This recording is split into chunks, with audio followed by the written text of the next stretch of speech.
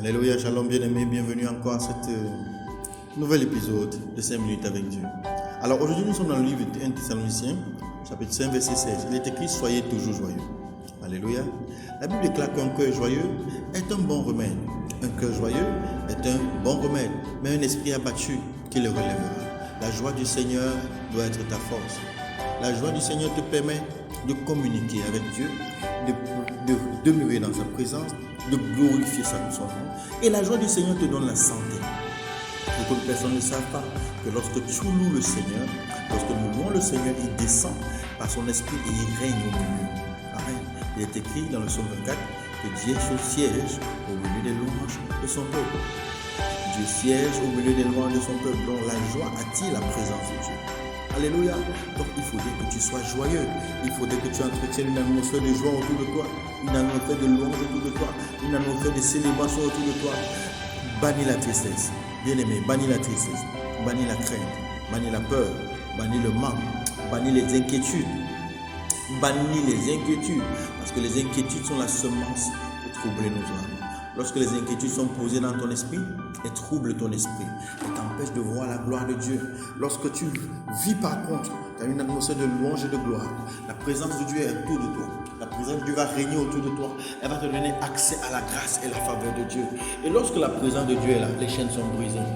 Personne ne peut être esclave dans la présence de Dieu. Alléluia. Parce qu'il est écrit tout clairement que là où est l'Esprit du Seigneur, dans 2 Corinthiens 3, à partir du verset 16, à partir du verset 17, il est écrit que là où est l'Esprit du Seigneur, là est la liberté. Donc si tu demeures dans une atmosphère de louange, d'adoration, de célébration et de joie permanente, la liberté sera toujours ton partage. Tu ne pourras pas être l'esclave d'une personne, ni l'esclave d'un esprit, ni l'esclave d'un démon, ni l'esclave d'une organisation. Le pouvoir de la louange, c'est le pouvoir qui libère. C'est le pouvoir qui maintient libre. C'est le pouvoir qui garde dans la présence de Dieu.